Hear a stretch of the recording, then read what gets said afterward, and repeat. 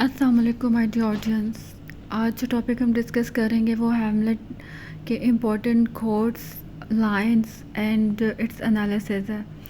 तो ये green text में जो आपको नज़र आ रहा है ये बहुत इंपॉर्टेंट लाइंस है, जो कि एक्ट 1 सीन 2 में आपको देखने को मिलेगी। इसको बेसिकली आप फर्स्ट सॉलिलोकी भी कह सकते हैं हैमलेट की, और बहुत इम्पॉर्टेंट भी है। तो इसको सेपरेट से भी आप रेडी कर सकते हैं, एज एन सॉलिलोकी और एज एन इम्पॉर्टेंट लाइंस भी रेडी कर सकते हैं। और आई होप ये आपके एग्ज़ाम्स में आपको बहुत हेल्प करने वाली हैं। तो let's start. Let's start these lines. Oh, that this too solid flesh would melt thou and dissolve itself into a dew, or that the everlasting had not fixed his cannon against self-slaughter. O God, God, how very stale, flat, and unprofitable seems to me all the uses of this world. तो ये इनकी first सॉलिलोकी और important lines है। अब हम इनका analysis करेंगे।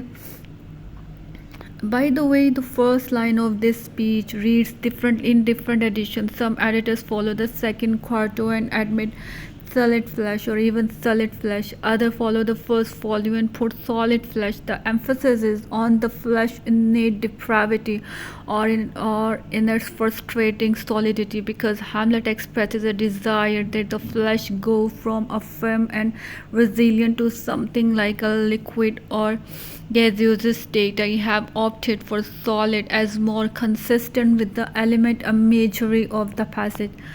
अब इसमें जो ये वर्ड है, ये जो वर्ड सॉलिड फ्लश, आपने बहुत सारे टेक्स्ट में देखा होगा कि समटाइम कुछ टेक्स्ट में इसको सॉलिड फ्लैश बोला गया है और कुछ टेक्स्ट में इसको सॉलिड फ्लैश बोला गया है। बेसिकली दोनों का मतलब एक ही है। Solid flash means human body और ह्यूमन स्ट्रक्चर, और इसको इस पे एम्फसाइज किया गया है कि that on the flesh innate depravity, on its frustrating solidity। के अच्छा, आप इसका मतलब डिटेल में जो मैं आपको आगे समझाऊंगी। बेसिकली ये सॉलिलोकी जो है फर्स्ट अकर होती है ऑन द फर्स्ट एक्ट और आई थिंक सीन 2 में, जब हैमलेट के फादर्स की डेथ होती है। हैमलेट जो देखते हैं कि उनकी मदर बहुत जल्दी में शादी भी कर लेती है उनके अंकल से, और उनके अंकल जो है वो किंगडम को क्लेम भी कर लेते हैं। तो वो बहुत ज़्यादा हम मेलनकलिक सिचुएशन में आ जाते हैं, और इस कदर सैड और ओवर थिंकिंग जो है उनके मेंटल स्टेट को भी डिस्टर्ब करती है। तो ये जो वो ख़ुद से बात करते हैं इस तरह से। Let's further dive into detail. Hamlet's first soliloquy finds him more melancholic, more desperate than at any other point in the play. In the beginning, his motives and feelings are clear in a way that they never are after his encounter with the ghost. अच्छा, जो first सॉलिलोकी है इसमें बहुत ज़्यादा वो गमगीन होते हैं, बहुत डेस्परेट होते हैं। किसी भी और प्ले के दूसरे किसी पॉइंट पे मीन्स के जितने वो दुखी और गमगीन और सैड, वो जो इनिशियली जब वो देखते हैं कि उनकी माँ ने शादी कर ली उनके फादर की डेथ के बाद, वो दुखी फील करते हैं, उतना प्ले में और कहीं पे भी हमें इसका वो देखने को नहीं मिलता। तो कहते हैं कि उनका जो मोटिव और फीलिंग्स है वो यहाँ पे क्लियर है। ये और एक और पॉइंट यहाँ पे ये भी आप याद रखिएगा कि ये सॉलिलोकी तब अक्कर होती है इससे पहले कि वो घोस्ट से मिलें। अभी तक वो उनको घोस्ट के बारे में कुछ नहीं पता, उनको अपने फादर के जो मर्डर है उसके बारे में, उसके सच के बारे में कुछ नहीं पता। Okay, next. Hamlet is simply disgusted that his mother, who had appeared to be so much in love with his father, has married Claudius। कहते हैं कि हैमलेट जो सिंपली बस डिसगस्टेड है, वो बहुत ज़्यादा बुरा फील कर रहे हैं अपनी माँ को लेके, जो कि ये दिखाती तो थी कि वो उनके फादर से बहुत ज़्यादा प्यार करती थी, बट उन्होंने प्रूफ नहीं किया और उन्होंने शादी कर ली क्लोडियस से। क्लोडियस कौन है? हैमलेट के uncle. Her vastly inferior farmer brother in law, जो कि उनके ब्रदर इन लॉ थे, जो कि हर तरह से उनके बाप से इन्फीरियर थे। for Hamlet, as the play opens, existence itself is a burden. Hamlet के लिए अपनी एग्जिस्टेंस, अपना होना एक बर्डन की तरह, एक बोझ की तरह महसूस करते हैं, वो खुद को बेमतलब महसूस करते हैं. He wishes that the body could simply melt away and free him from his torment. यहाँ पे वो विश करते हैं पहली सोलिलोकी में कि काश कि उनकी बॉडी जो है मेल्ट हो जाए. मीन्स कि वो वो डेथ विश करते हैं यहाँ पे, वो सुसाइड विश करते हैं यहाँ पे कि वो उनकी बॉडी जो है वो मेल्ट हो जाए या वो सुसाइड कर लें, और ताकि वो इस टॉर्मेंट से, इस तकलीफ़ से उनको निजात मिल सके.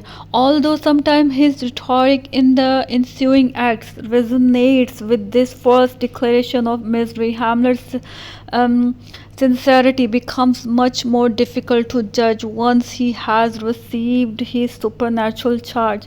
कहते हैं कि हैमलेट जो है बहुत ज़्यादा उसमें मुश्किल में आ जाते हैं जब वो उनको जब वो घोस्ट उनको बताते हैं कि उनका मर्डर हुआ था, और उन पे एक टास्क इम्पोज करते हैं कि वो जल्द से जल्द उनका जो है वो बदला लें. His moods become more manic, his language more explosive and punning, and his motivation becomes infinitely mysterious.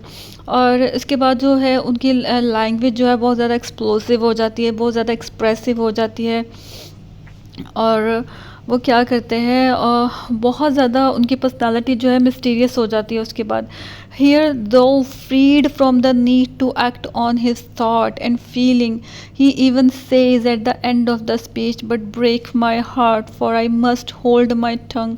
He is truly in his miserable element.